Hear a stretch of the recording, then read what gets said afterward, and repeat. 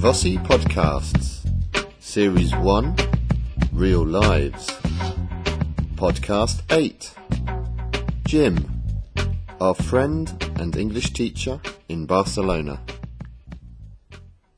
Hi, my name's Tom from Evossi.com. In this episode of Real Lives, we head into Barcelona for a beer with Jim, a friend from the UK who teaches English here in Barcelona. So, let's go straight to one of the squares in El Raval, right in the centre of Barcelona, where James is talking to Jim outside Bar Casparo on a Saturday afternoon. Hi Jim. Hi James. How are you today? I'm not bad, not too bad, thank you. And you?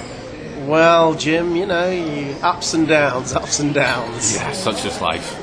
So, can you tell us a little bit of introductory information, like how old are you, for example?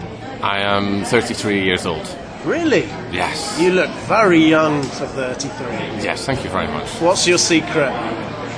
My secret? I don't have a secret. It's hereditary, I guess. Those Scottish genes. But talking of Scottish, you're not actually Scottish, are you? Aren't you from Newcastle? Well, half of my family from Newcastle, yes. And my family now live in Newcastle, but I grew up in Scotland for many years. Okay. I have a wee bit of an accent. Okay. But being that your family live in Newcastle and you have lived there yourself, you must have had a lot of experience with Geordies. This is true, yes. Could you tell me what defines a Geordie? Because a lot of our listeners won't know what the hell a Geordie is. What's a Geordie and what defines him? Right, okay. A Geordie is a person who was born North Tyneside. Okay. What's Tyneside? Tyneside is the Newcastle area, the north of the river. The River Tyne passes through Newcastle City, and it's a person who's born north of the river. Okay, and what characteristics does your typical Geordie have? Well, I think they're like many other people in the north of England. They have the stereotypical image of not wearing very much clothes all year round in the cold or in the summer, and of course Geordie women have a stereotypical, it's not true of course, image of being a bit loose. My God, Jim, you're raising some... The stereotypical image, but of course I've lived there for many years, and I know that there are women from Newcastle, from the northeast of England. They're just like anyone else, really. Loose or not loose? Well, as loose as anyone else can be in the rest of the UK. You know what I mean? Okay. We're going to have a great job explaining the meaning of loose. Yes. Okay. Can you do the Geordie accent? Oh, aye. Why, hey man, all right there, Jim, how are you doing? Aye. Was that a good one, or was that Scottish? That was not the best. I mean, people from Newcastle talk a little bit more like that, you know. Okay, that was it. Yeah, you've got it perfect there. Aye. Don't know a tea. And a lot of people outside of England won't know about the north-south divide. Newcastle's in the north. Mm-hmm. Could you explain what is the north-south divide? I think the north-south divide really is in the north of England. It's generally historically quite industrial, and in the south. And I wouldn't say grim. No, there are very many beautiful places in the north, and particularly the northeast of England. Northumberland, for example, is a very beautiful part of the world. But the north-south divide is in the south. It's people have a slightly different attitude to life. In the north, people are slightly different. It's, I guess, in a similar context to Spain. in the north of Spain, it's more similar to the south of England, and the south of Spain is slightly more similar to the north of England, and people are a little bit more friendly, and such forth. And we view the south as being soft. They like to drink shandies, and their sexuality is sometimes in question. They're all big girls. Big southern puff. I see you are you rose to the bait there. Yes, you rose to the bait.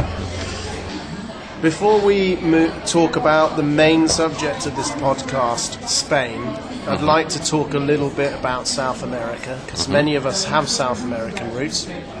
Your connection with South America is what country, would you say? Well, I would say I principally have a connection with two South American countries. My main one now is obviously Uruguay. Uruguay, of course. I want to talk about Uruguay because we often talk about Colombia and Argentina, but not so much about Uruguay. What's your connection with Uruguay? My connection with Uruguay is principally my girlfriend's, my better half. Principally, so you have other connections. Well, yes, there is no other. Yes, it's a good point. Actually, I have no other connection with Uruguay other than my girlfriend. Is that the girl on your telephone? He's a cheeky monkey, isn't he? I saw that you had a This picture. is me, Rory. This is me giving James a slap. I saw the picture on the telephone of your girlfriend. Yes, yes. Comments on it. Excellent. So, Jim, when did you come and live in Spain?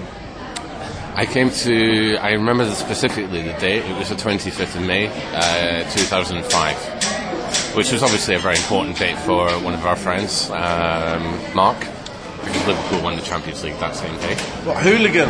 Yes, the hooligan. Yeah. Mr. Mark Jordan. Yeah, you and Hooligan have a kind of a football-based relationship, don't you? Who do you support? I support Newcastle United, and my Scottish team is Motherwell. What would you say was the best thing about living in Spain? I would say the best thing about living in Spain is, obviously the weather is warm, but you have fantastic weather. It's a beautiful country. I enjoy the culture, the lifestyle, generally everything, really. What do you mean more specifically, lifestyle? It's quite a broad term. It is quite a broad term, yes. I don't know, sitting out in a cafe, enjoying the sun, enjoying a coffee or a Coke or a beer. You were about to say a café con leche, I was about to say a café con leche. It's one of those words that us expats we say in Spanish, a café con leche. Yes, a white coffee. Yeah, it just doesn't sound the same, does it? No, it is. Café con leche sounds a lot more sexy, but but yes. So those are the good things. What about what's the worst thing about living in Spain? Anything that really annoys you? There are a few things that get on my nerves. Get on your tits. Get on my tits, get on my nerves. Rub me up the wrong way. Piss me off. It's one thing that I have really noticed over the last couple of year or two, I think, is that in some ways people can be quite cold. If you go into a cafe, for example, you go into and you get given, what do you want? And I'm like, hello, I would like a coffee, please. There seems to be a little bit of abrupt. Yes, customer service is not always the best. People in petrol stations are usually quite special in my experience.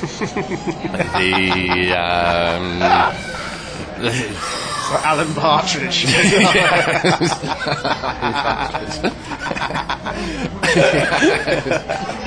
They usually are quite special, but yeah, there are some Colombian people that work in who are equally special as many Spanish people. Yeah, but they're polite.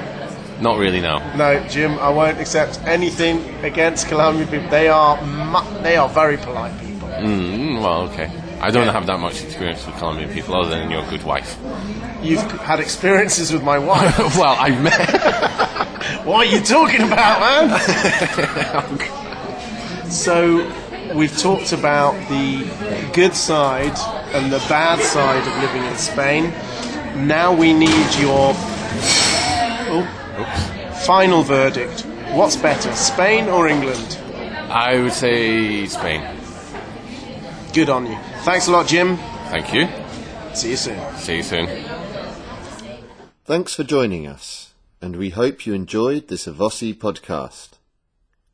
If you have any problems with the language and need some help, please visit our website evosi.com, where you can ask questions or post comments.